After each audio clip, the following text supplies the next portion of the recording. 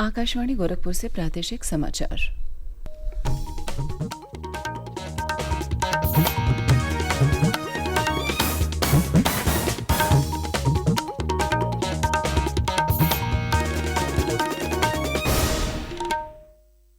नमस्कार, समाचार बुलेटिन के साथ में शिवानी अरोरा। पहले मुख्य समाचार। मुख्यमंत्री योगी आदित्यनाथ ने कुवैत अग्निकांड में जान गंवाने वाले कामगारों के परिजनों और जम्मू के शिवखेड़ी में हादसे में घायल हुए लोगों को आर्थिक सहायता का चेक प्रदान किया। गोरखपुर में जनता दर्शन में सुनी समस्याएं। प्रधानमंत्री नरेंद्र मोदी के कल के वाराणसी दौरे को लेकर तैयारियां जोरों पर। अन्नदाता किसानों से संवाद के साथ श्री काशी विश्वनाथ का करेंगे दर्शन। प्रदेश में धार्मिक हर्षोल्लास के बीच आज मनाया जा रहा है ईद उल अजहा का पर्व। प्रशासन ने सुरक्षा को लेकर किए व्यापक इंतजाम। और प्रदेश में भीषण गर्मी और लू का प्रकोप जारी। प्रयागराज में सर्वाधिक 47.6 डिग्री पर पहुंचा पारा। अब समाचार विस्तार से। मुख्यमंत्री योगी आदित्यनाथ ने कल गोरखपुर दौरे के दूसरे दिन कुवैत में हुए अग्निकांड में जान गंवाने वाले गोरखपुर के 2 कामगारों के परिजनों से मुलाकात कर अपनी संवेदना प्रकट की और उन्हें 5-5 लाख रुपए की आर्थिक सहायता का चेक प्रदान किया। इसके साथ ही मुख्यमंत्री ने जम्मू के शिवखेड़ी में पिछले दिनों हुए हादसे में घायल गोरखपुर के श्रद्धालुओं से भी भेंट कर उनका कुशलक्षेम जाना और उन्हें 1-1 लाख रुपए की आर्थिक सहायता का चेक दिया। इस अवसर पर मुख्यमंत्री ने कहा कि सरकार घायलों के इलाज में कोई कमी नहीं आने देगी। इसके पूर्व मुख्यमंत्री ने गोरखनाथ मंदिर परिसर में आयोजित जनता दर्शन में प्रदेश भर से आए लोगों की समस्याएं सुनी। उन्होंने लोगों की समस्याओं के निराकरण के लिए संबंधित अधिकारियों को निर्देश दिए। मुख्यमंत्री योगी आदित्यनाथ ने कल गोरखपुर में गोरखपुर मंडल के जनप्रतिनिधियों के साथ संवाद किया। इस अवसर पर उन्होंने कहा कि सभी जनप्रतिनिधि विकास और जन कल्याण के कार्यों की सतत निगरानी करते रहें। अपने अपने क्षेत्र के पात्र लोगों को सरकार की कल्याणकारी योजनाओं का लाभ दिलाने के साथ विकास कार्यों के प्रस्ताव भी सरकार को प्राथमिकता से उपलब्ध कराएं। श्री योगी ने कहा कि सुरक्षित माहौल में विकास और जन कल्याण के लिए सरकार प्रतिबद्ध है। इस कार्यक्रम में मुख्यमंत्री ने नवनिर्वाचित सांसदों को बधाई दी और लोकसभा चुनाव में पूरे मनोयोग से परिश्रम करने वाले जनप्रतिनिधियों का आभार प्रकट किया। संवाद के दौरान श्री योगी ने हाल में संपन्न लोकसभा चुनाव में पार्टी के प्रदर्शन पर भी चर्चा की। प्रधानमंत्री नरेंद्र मोदी लगातार तीसरी बार देश के प्रधानमंत्री के रूप में शपथ लेने के बाद पहली बार कल अपने संसदीय क्षेत्र वाराणसी के दौरे पर आएंगे। इस दौरे में वह अन्नदाता किसानों से संवाद करने के साथ ही श्री काशी विश्वनाथ मंदिर में दर्शन पूजन करने के पश्चात गंगा आरती में भी सम्मिलित होंगे। भाजपा के क्षेत्रीय अध्यक्ष दिलीप पटेल ने बताया कि प्रधानमंत्री नरेंद्र मोदी किसान सम्मेलन में किसान सम्मान निधि की 17वीं किश्त किसानों के खातों में स्थानांतरित करेंगे। प्रधानमंत्री के काशी आगमन पर उनके भव्य स्वागत की तैयारियां जोर शोर से चल रही हैं। अंतर्राष्ट्रीय योग दिवस को लेकर प्रदेश में व्यापक तैयारियां की जा रही हैं। कई जनपदों में जिला प्रशासन और सामाजिक संगठनों के द्वारा साप्ताहिक योग शिविरों की शुरुआत की जा रही है। सहारनपुर में कल लोक निर्माण राज्य मंत्री कुंवर बृजेश सिंह ने जिला प्रशासन, स्वास्थ्य विभाग और नगर निगम के द्वारा जनमंच सभागार में आयोजित योग सप्ताह का शुभारंभ किया।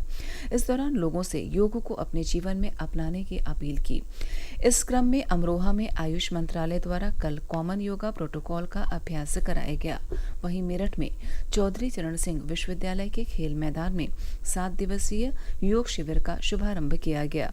इस अवसर पर विश्वविद्यालय की कुलपति संगीता शुक्ला ने कहा कि योग से शारीरिक मजबूती के साथ साथ मानसिक बल भी मिलता है। वाराणसी में शुरू हुए योग सप्ताह के दूसरे दिन लोगों ने नमो घाट पर पूरे उत्साह के साथ योग किया। प्रदेश सहित देश भर में नए आपराधिक कानून 1 जुलाई 2024 से लागू हो जाएंगे। इसके तहत भारतीय न्याय संहिता 2023 में महिलाओं और बच्चों के खिलाफ अपराधों पर कड़ी सजा का प्रावधान किया गया है। 18 वर्ष से कम उम्र की लड़कियों के खिलाफ अपराध के लिए गंभीर दंड का प्रावधान है, जिसमें सबसे जघन्य कृत्यों के लिए आजीवन कारावास या मौत की सजा शामिल है। बीएनएस की धारा 95 के तहत बच्चों का शोषण दंडनीय अपराध है। ऐसे लोग जो बच्चों को आपराधिक गतिविधियों के लिए नियोजित करते हैं या उन्हें काम पर रखते हैं, वे दंड के पात्र हैं। प्रादेशिक समाचार आप आकाशवाणी गोरखपुर से सुन रहे हैं। यह समाचार बुलेटिन हमारे YouTube channel AIR news Gorakhpur और एक्स हैंडल AIR न्यूज_GKP पर भी उपलब्ध है। प्रदेश में ईद उल अजहा का पर्व आज पूरे धार्मिक हर्षोल्लास के साथ मनाया जा रहा है। प्रशासन ने आज बकरीद को सुचारू रूप से मनाने के लिए व्यापक इंतजाम किए हैं और सावधानियां बरती हैं। ड्रोन से सभी व्यस्ततम और नमाज स्थलों की निगरानी की जाएगी। बकरीद की नमाज अदा करने के लिए लोग तैयार होकर अपने नजदीकी मस्जिदों का रुख कर रहे हैं। आज की खास नमाज में पूरे मुल्क में अमन चैन और हर किसी की सलामती की दुआ भी मांगी जाएगी। लखनऊ की मशहूर टीले वाली मस्जिद में नमाज सुबह 9 बजे और ऐशबाग मस्जिद में सुबह 10 बजे पढ़ी जाएगी। नमाज के बाद कुर्बानी की रस्म होगी। राज्य सरकार ने पहले ही एक एडवाइजरी जारी कर सभी जिला पुलिस प्रमुखों को यह सुनिश्चित करने का निर्देश दिया है कि कोई नई परंपरा शुरू न हो और प्रतिबंधित जानवर की कुर्बानी न दी जाए। बकरीद पर कुर्बानी के लिए जगह पहले से ही तय कर ली जाए। इसके अलावा अन्य विवादित और संवेदनशील स्थानों पर कुर्बानी नहीं की जानी चाहिए। मौलवियों और धर्मगुरुओं ने भी लोगों को सरकार के निर्देश का पालन करने की सलाह दी है। पुलिस कानपुर, मुरादाबाद, रामपुर, मेरठ और मऊ जैसे शहरों में संवेदनशील इलाकों पर खास निगरानी रख रही है। मुख्यमंत्री योगी आदित्यनाथ ने ईद उल अजहा के मौके पर प्रदेशवासियों को शुभकामनाएं दी हैं। सुशील चंद्र तिवारी, आकाशवाणी समाचार, लखनऊ।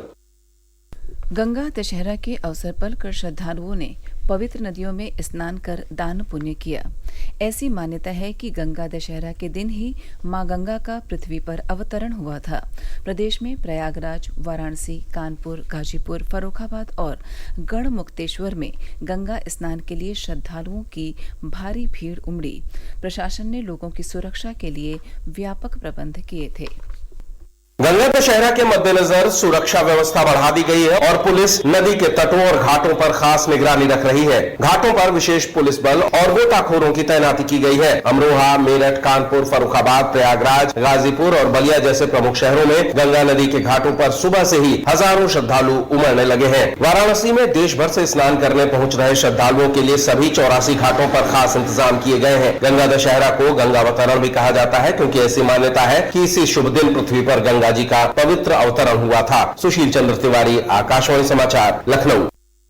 कन्नौज के मेहंदी घाट पर गंगा दशहरा के अवसर पर national mission for clean Ganga के तहत भारतीय वन्य जीव संस्थान देहरादून के तत्वावधान में गंगा प्रहरियों ने जागरूकता का अभियान चलाया। इस दौरान लोगों को कपड़े, पॉलीथीन, प्लास्टिक, कूड़ा आदि गंगा में न डालने के लिए जागरूक किया गया। प्रदेश में लोग भीषण गर्मी और लू के प्रकोप से बेहाल हैं। कल प्रदेश के 15 जनपदों में दिन का अधिकतम तापमान 45 डिग्री से ज्यादा दर्ज हुआ। सबसे अधिक तापमान प्रयागराज जनपद में 47.6 डिग्री सेल्सियस दर्ज किया गया, जो सामान्य से लगभग 9 डिग्री अधिक है। बुंदेलखंड के झांसी जनपद में तापमान 47.1 डिग्री सेल्सियस दर्ज किया गया। लखनऊ में रिकॉर्ड तोड़ गर्मी पड़ी और अधिकतम तापमान 45.6 डिग्री सेल्सियस दर्ज किया गया।